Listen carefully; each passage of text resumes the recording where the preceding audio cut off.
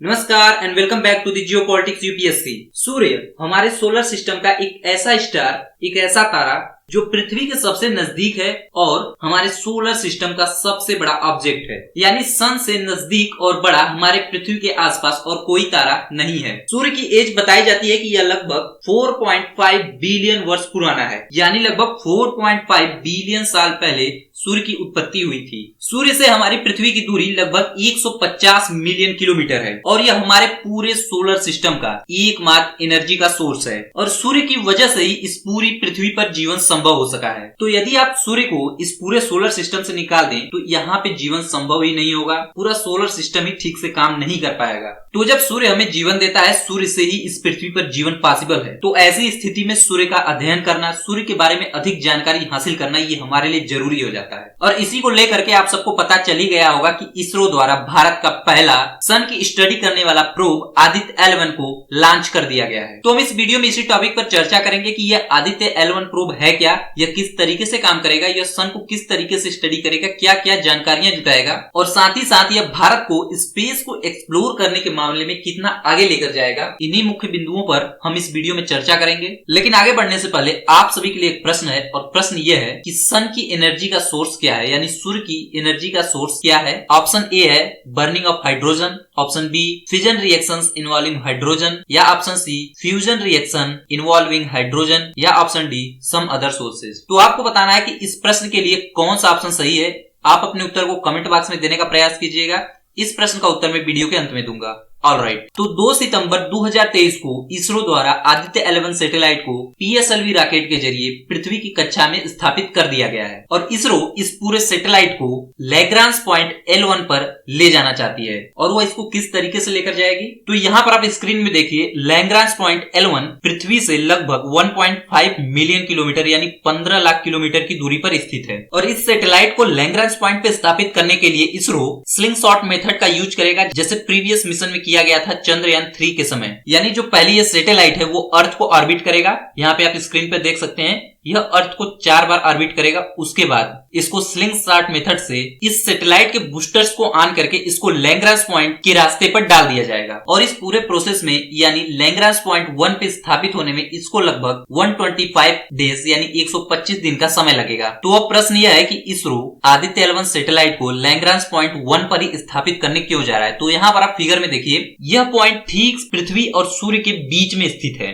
यानी अगर किसी प्रोब को इस तरीके से डिजाइन किया जाता है कि वो 24/7 सन को स्टडी करता रहे, सन को ऑब्जर्व करता रहे, तो ये पॉइंट बहुत ही इंपॉर्टेंट है। इसी पॉइंट पर हम अपने सैटेलाइट को रख करके सन को 24/7 स्टडी कर सकते हैं, ऑब्जर्व कर सकते हैं। पृथ्वी और सूर्य के बीच में ये 5 लैग्रांज पॉइंट्स हैं और इन सभी पॉइंट्स पर पृथ्वी और सूर्य के बीच का गुरुत्वाकर्षण बल बराबर होता है। और यदि इन पॉइंट्स पे यदि किसी ऑब्जेक्ट को ला करके स्टेब्लिश किया जाता है तो उनको चलाने के लिए बहुत ज्यादा एनर्जी की आवश्यकता नहीं होती है, बहुत ज्यादा फ्यूल की आवश्यकता नहीं होती है। वो इस न्यूट्रल गुरुत्वाकर्षण में बिना किसी दबाव के आराम से कार्य कर सकती हैं। और आप सभी जानते हैं कि इसरो अपने हर मिशन को बहुत ही कॉस्ट इफेक्टिव तरीके से अंजाम देता है। तो इस पॉइंट पे आदित्य L1 सैटेलाइट को स्थापित करने का इसरो का मकसद यह है कि यहाँ पे स्थापित करके इसमें लगने वाले कास्ट को, फ्यूल को कम किया जा सके और एक कॉस्ट इफेक्टिव वे में सन की स्टडी किया जा सके। तो अभी आपके मन में प्रश्न आ रहा होगा कि ठीक है कि हमारे सैटेलाइट आदित्य L1 पॉइंट पे स्थापित तो हो गई, लेकिन हमारी पृथ्वी तो सन को ऑर्बिट करती है। यानी सन को ऑर्बिट करते हुए मान लीजिए कि पृथ्वी यहाँ पर आ गई, तो क्या यह हमारी सैटेलाइट यहीं पर रह जाएगी? तो ऐसा नहीं है। ये जो L1, L2 और L3 पॉइंट देख रहे हैं, ये हमेशा पृथ्वी के साथ ही चलते हैं। तो यानी यदि पृथ्वी यहाँ होगी तो ये L1 पॉइंट भी यहाँ पर होगा। यानी अगर L1 पॉइंट यहाँ होगा तो हमारी जो सैटेलाइट होगी वो भी पृथ्वी के साथ ऑर्बिट करते हुए L1 पॉइंट को वो भी यहीं पर होगी। यानी जिस तरीके से आप सबको पता है कि कम्युनिकेशन सैटेलाइट को पृथ्वी की कक्षा में इस तरीके से स्टेब्लिश किया जाता है कि वो हमेशा एक ही लोकेशन पे स्टेबल होती है, लेकिन वह पृथ्वी के पैरेलल घूमती भी रहती है। तो ठीक इसी तरीके से ये जो L1 पॉइंट है, यहाँ पे जो भी सैटेलाइट स्थापित होंगे वह यहाँ पे ऑर्बिट तो करेंगे, लेकिन ये ठीक पृथ्वी के पैरेलल सूर्य के चारों ओर चक्कर भी लगाएंगे। तो यह पूरा सिस्टम इस तरीके से काम करेगा। और यह जो लैग्रांज पॉइंट है, इसका नाम एक Italian French mathematician Joseph Louis Lagrange के नाम पे रखा गया था। तो अब प्रश्न आता है कि आदित्य L1 मिशन का मेजर ऑब्जेक्टिव क्या है। तो इस मिशन के मेजर ऑब्जेक्टिव ये है कि ये पूरा प्रोब सन के कोरोनल हीटिंग को ऑब्जर्व करेगा, सन के कोरोनल हीटिंग को स्टडी करेगा। इसके अलावा सोलर विंड को स्टडी करेगा। इसके अलावा कोरोनल मास इजेक्शन, जिसमें सन से फ्लेयर्स निकलते हैं, यानी सन की सतह पे जो विस्फोट होता है और उसकी वजह से जो फ्लेयर्स निकलते हैं उसको अध्ययन करना, सन के एटमॉस्फेयर को अध्ययन करना, सन के सोलर विंड के डिस्ट्रीब्यूशन और टेम्परेचर को स्टडी करना, यह पूरे आदित्य L1 मिशन का मकसद है। और इन सभी ऑब्जेक्टिव्स को परफॉर्म करने के लिए इस आदित्य L1 प्रोब में 7 पेलोड्स लगाए गए हैं, जिनमें से पहला प्रोब है विजिबल इमिशन लाइन कोरोनोग्राफी, और यह जो पेलोड है वह सोलर कोरोना और कोरोनल मास इजेक्शंस को स्टडी करेगा। तो इसको स्टडी करना क्यों जरूरी है, तो इससे पहले आप कोरोनल मास इजेक्शन और सोलर फ्लेयर्स को समझिए कि ये किस तरीके से घटित होता है। तो ये जो हमारा सन है, जो कि एक गोला है आग का, इसके भी 2 ध्रुव हैं, एक उत्तरी ध्रुव, एक दक्षिणी ध्रुव। लेकिन जो सूर्य की ये जो 2 ध्रुव हैं, 2 पोल्स हैं, उत्तरी और दक्षिणी ध्रुव, ये एक स्थान पर स्थिर नहीं रहते हैं। ये हर 11 साल में अपने स्थान को बदल लेते हैं, यानी उत्तरी ध्रुव के स्थान पे दक्षिणी ध्रुव चला जाता है और दक्षिणी ध्रुव के स्थान पे उत्तरी ध्रुव चला जाता है। और इसी दौरान सूर्य के ऊपर बहुत सारे मैग्नेटिक फील्ड्स बनने शुरू हो जाते हैं, सन के ऊपर बहुत सारे डार्क स्पॉट्स आने शुरू हो जाते हैं, और इस बदलाव के कारण ही हमारे सूर्य के ऊपर आम दिनों से ज्यादा प्लाज्मा विस्फोट होता है, और इस विस्फोट के कारण सन से billions of ton coronal material बाहर निकलते हैं। और यहाँ पर आप फिगर में देख सकते हैं, ये जो सोलर फ्लेयर है सन पे विस्फोट के कारण उत्पन्न हुआ है, जिसकी वजह से बहुत सारे सन से मटेरियल बाहर निकल रहे हैं, सन के वायुमंडल में जा रहे हैं, यानी अंतरिक्ष में वो सीधे प्रवेश कर रहे हैं। और यहाँ पर आप ऊपर देख सकते हैं, ये है कोरोनल मास इजेक्शन, यानी इस स्थिति में सोलर फ्लेयर से भी बहुत ज्यादा बड़ा विस्फोट होता है और बहुत बड़ी मात्रा में कोरोनल मटेरियल सन से बाहर निकलते हैं। और यही जो सन पे विस्फोट होता है, तो आप सबने सुना होगा कि इन्हीं सब वजहों से पृथ्वी पर बहुत सारी परेशानियां आती हैं। जैसे जो हमारी सैटेलाइट्स अर्थ को ऑर्बिट कर रही होती हैं, उनको कम्युनिकेट करने में दिक्कत होती है। इन्हीं मैग्नेटिक फील्ड की बदलाव की वजह से कम्युनिकेशन में बहुत सारी समस्याएं आती हैं, और इसकी वजह से पृथ्वी पर मौसम में भी बदलाव होता है। बहुत सारे रेडिएशन सन से निकल करके पृथ्वी की तरफ आते हैं। तो इन सब चीजों को स्टडी करना जरूरी है कि ये किस तरीके से हमारी पृथ्वी को, हमें, हमारे जीवन को अफेक्ट करते हैं। और इन सब के अध्ययन से हम ये भी पता लगा सकते हैं कि किस तरीके से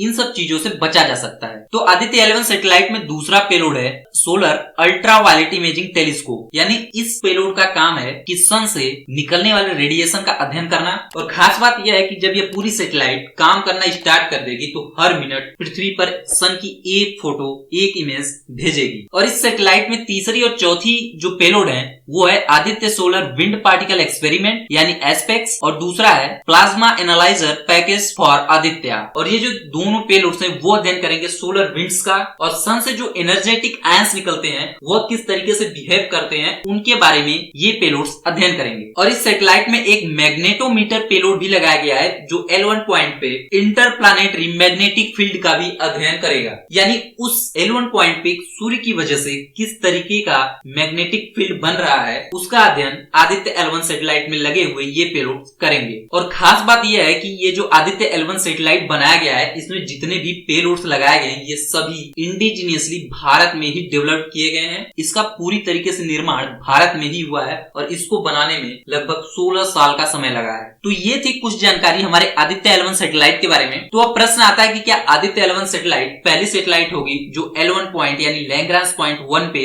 जा रही है? तो इसका आंसर है नहीं। इस समय लैग्रांज पॉइंट पे नासा और यूरोपियन स्पेस एजेंसी की एक ज्वाइंट सैटेलाइट जिसका नाम है सोहो, वह L1 पॉइंट पर स्थित है और वहां पे ऑर्बिट कर रही है। तो आदित्य L1 सैटेलाइट दूसरी सैटेलाइट होगी जो लैग्रांज पॉइंट 1 पे जा रही है। इसके अलावा आपका प्रश्न होगा कि किन किन देशों ने सूर्य को अध्ययन करने के लिए अपने सैटेलाइट्स या प्रोब लॉन्च किए हैं? तो देखिए, इसमें सबसे पहला नाम है अमेरिका का। अमेरिका ने सन को स्टडी करने के लिए कई सारे अपने सैटेलाइट्स को लॉन्च किया है। इसके अलावा नाम आता है यूरोपियन स्पेस एजेंसी का, जिन्होंने नासा के साथ मिलकर के सन को स्टडी करने के लिए कई सैटेलाइट्स लॉन्च किए हैं। और ये जो अभी मैंने बताया सोहो सैटेलाइट, यह भी यूरोपियन स्पेस एजेंसी ने नासा के साथ मिलकर ही बनाया था और उसको लैग्रांज पॉइंट 1 पे स्थापित किया है सन की स्टडी करने के लिए। इसके अलावा अन्य देशों की बात करें जिन्होंने सन की स्टडी करने के लिए सैटेलाइट्स को लॉन्च किया है, तो इसमें नाम आता है जापान का। जापान ने अब तक लगभग 3 सैटेलाइट लॉन्च किए हैं सन को स्टडी करने के लिए। हालांकि जापान ने जो भी सैटेलाइट लॉन्च किए हैं वो पृथ्वी की कक्षा में ही थे, यानी वो सैटेलाइट्स पृथ्वी की कक्षा में ऑर्बिट करते हुए सन को स्टडी कर रहे थे। लेकिन भारत ने जो मिशन लॉन्च किया है वो पृथ्वी की कक्षा में नहीं रहने वाला है। यह एक neutral point point Lagrange point 1 पे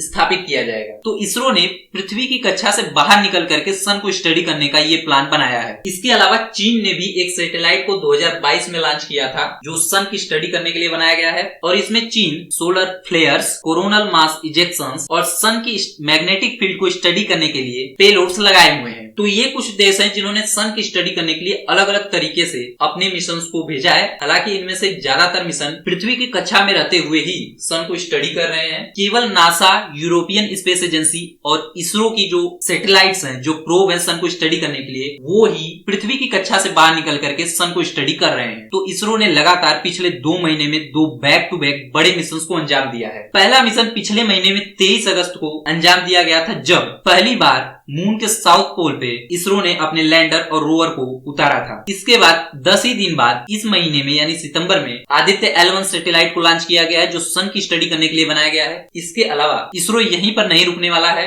अगले ही महीने इसरो एक और बड़े मिशन को अंजाम देने वाला है, और ये बताया जा रहा है कि अगले महीने के मध्य में ही यानी अक्टूबर के मध्य में ही इसरो गगनयान मिशन के पहले अनमैन्ड फ्लाइट को लॉन्च कर सकता है। तो जो हमारा मिशन गगनयान है, जिसमें हम व्योमनाट्स को अंतरिक्ष में भेजने वाले हैं, जो कि पहले से ही थोड़ा डिले चल रहा है, उसको तेजी लाने का प्रयास कर रहा है इसरो, ताकि समय से इस मिशन को भी लॉन्च किया जा सके। तो अगले महीने फिर से इसरो न्यूज में रहने वाला है, और आने वाले कुछ सालों में आप देखेंगे इसरो बैक टू बैक ऐसे मिशन को अंजाम देने वाला है जो भारत को प्राउड फील करवाने वाला है, भारत के लोगों को बहुत ज्यादा खुशी देने वाला है। और निश्चित तौर से ये हमारे लिए प्राइड की बात है कि हमारी जो स्पेस एजेंसी है वो दुनिया में चुनिंदा स्पेस एजेंसियों में शामिल हो चुकी है जो इस तरीके के मिशन को अंजाम दे सकते हैं। और निश्चित तौर से भारत अब उस एलीट क्लब में शामिल हो चुका है जहां स्पेस के सुपर पावर्स बैठे हुए हैं। तो अब आते हैं अपने प्रश्न के ऊपर, और प्रश्न ये था कि सन की एनर्जी का सोर्स क्या है। तो इसका सही उत्तर है option C, fusion reactions involving hydrogen. तो फ्यूजन रिएक्शन में होता क्या है कि हाइड्रोजन गैस के जो प्रोटॉन एटम्स होते हैं वो सन के कोर से डायरेक्टली कोलाइड करते हैं, जिसकी वजह से हीलियम एटम उत्पन्न होता है, और यह जो पूरा प्रोसेस है एक तरीके से चेन रिएक्शन करता है, जिसकी वजह से बहुत ज्यादा मात्रा में सन से एनर्जी प्रोड्यूस होती है। तो ये थी आज की वीडियो, उम्मीद है आपको सारी जानकारी मिली होगी, और यदि आपने अभी तक हमारे चैनल को सब्सक्राइब नहीं किया है तो हमारे चैनल को सब्सक्राइब करना न भूलिएगा। मिलेंगे एक नए वीडियो में, तब तक के लिए नमस्कार।